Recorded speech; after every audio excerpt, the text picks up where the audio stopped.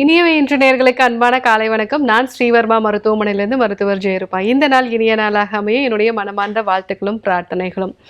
நெடுநாள் இருக்கக்கூடிய வயிற்றுப்புண்கள், இதனால் உண்டாகக்கூடிய நெஞ்செரிச்சல், அடிக்கடி வயிற்று வலி உண்டாகிறது. இந்த மாதிரி பிரச்சனைகளை சரி செய்யக்கூடிய குங்குலிய வெண்ணெய் பற்றி தான் நம்ம இன்னைக்கு பார்க்க இருக்கிறோம். இந்த குங்குலிய வெண்ணெய் உள்ளுக்கு எடுத்துக்கக்கூடிய மருந்துகள் மட்டும் கிடையாது. இது முகப்பரு மாதிரியான பிரச்சனைகளை சரி செய்யக்கூடிய ஒரு காஸ்மெட்டிக்காகவும் நம்ம அதை யூஸ் பண்ணலாம்.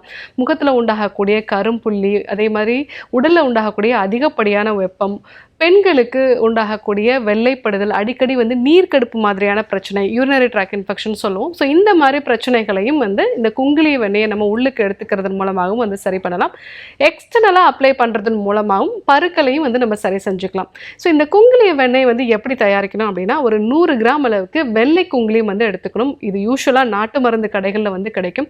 இந்த குங்குலியம் எப்படி நமக்கு கிடைக்குதுன்னா, அந்த குங்குலிய மரத்தில் அதனுடைய பட்டைகளை கீறும் பொழுது அதுலேருந்து வரக்கூடிய ஒரு பிசின் தான் இந்த குங்குலியம். ஸோ இதை நம்ம நாட்டு மருந்து கடைகளில் கேட்டு வாங்கிக்கலாம். இது ஒரு 100 கிராம் அளவுக்கு நம்ம எடுத்துக்கணும். இதில் தூசிகள் இல்லாமல் நம்ம எடுத்துக்கணும். ஸோ இந்த குங்குலியத்தோட நம்ம ஒரு 200 ml அளவுக்கு நல்ல செக்கில் ஆட்டின நல்லெண்ணெய் எடுத்துக்கணும். ஸோ கூடவே ஒரு 500 ml அளவுக்கு இளநீரும் நமக்கு தேவைப்படும். ஸோ இந்த இளநீரில் உள்ளே இருக்கக்கூடிய தண்ணீர் மட்டும் நம்ம எடுத்துக்கணும். ஸோ இந்த குங்குலிய வெண்ணெய் எப்படி செய்யணும் அப்படின்னா, ஸோ இந்த நல்லெண்ணெயோட குங்குலியத்தை சேர்த்து மிக்ஸ் பண்ணிக்கணும். இந்த குங்குலியத்தை நல்லா பொடி பண்ணி அது கூட மிக்ஸ் பண்ணிக்கணும். அதுக்கப்புறமா அடுப்பில் வச்சு நல்லா ஹீட் பண்ணணும். ஹீட் பண்ணும்போது இந்த குங்குலியம் நல்லா உருகிடும்.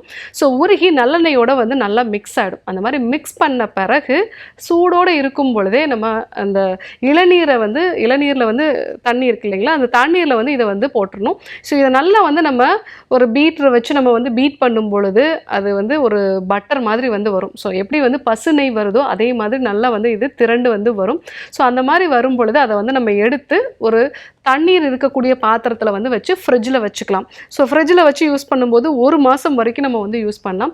ஸோ இந்த குங்குலிய வெண்ணெயை ஒரு 2 டீஸ்பூன் அளவுக்கு காலையில் வெறும் வயிற்றில் நம்ம எடுத்துக்கணும். அதே மாதிரி ஈவினிங் டைம்லேயும் ஒரு 6 மணி போல், அதாவது நீங்கள் மதிய உணவு எடுத்து ஒரு 3 மணி நேரம் கழித்து இந்த குங்குலிய வெண்ணெய் நம்ம வெறும் வயிற்றில் எடுத்துக்கலாம். ஸோ அந்த மாதிரி எடுத்துக்கும் பொழுது உங்களுக்கு செரிமான சக்தியை இது இம்ப்ரூவ் பண்ணும். வயிற்றில் ஒரு நல்ல எரிச்சல் இருக்குது, வயிற்றில் வலி உண்டாகுது, ரொம்ப நாளாக எனக்கு அந்த வயிற்றுப்புண்கள் இருக்குது.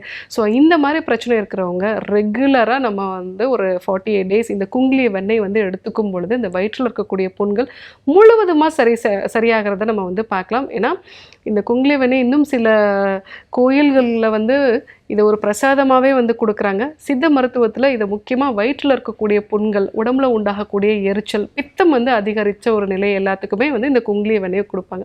அதே மாதிரி ரிப்பீட்டடாக யூரினரி ட்ராக் இன்ஃபெக்ஷன்ஸ் இருக்குது. அதே மாதிரி யூரின் போகும்பொழுது ஒரு வலி, எரிச்சல் இதெல்லாம் அடிக்கடி எனக்கு உண்டாகுது. இந்த மாதிரி பிரச்சனை இருக்கக்கூடிய நபர்களும் இந்த குங்குலிய வெண்ணெயை நம்ம செஞ்சு எடுத்துக்கலாம். முகப்பரு உண்டாகிறவங்க, அந்த முகப்பருவை தொடர்ந்து முகத்தில் ஒரு கருநிற திட்டுக்கள் உண்டாகிறது, மங்கு மாதிரியான பிரச்சனைகள் இருக்குது.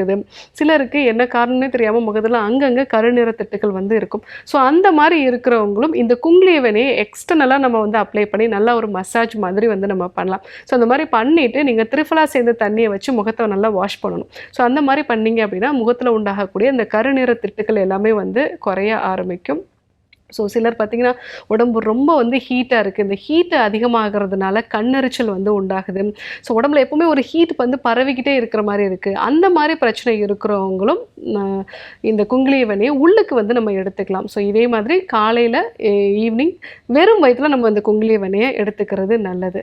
ஸோ இது செரிமான கோளாறுகளையும் சரி செய்யும். யூஸ்வலாக பார்த்திங்கன்னா நீங்கள் பசு நெய் செரிமான கோளாறு இருக்கிறவங்களுக்கு எடுத்துக்கவே முடியாது. அந்த மாதிரி அந்த பசு நெய்யோ இல்லை பசு வெண்ணெய்யோ எடுத்துக்கும் பொழுது அவங்களுக்கு மீண்டும் மீண்டும் ஏப்பம் வர்றது, சரியாக செரிமானம் ஆகாமல் இருக்கிறது, பசியே எடுக்காமல் இருக்கிறது, இந்த மாதிரி பிரச்சனைகள்லாம் இருக்கும். ஆனால் இந்த குங்குலிய வெண்ணெயை நீங்கள் சாப்பிடும் பொழுது நல்ல பசி உண்டாகும்.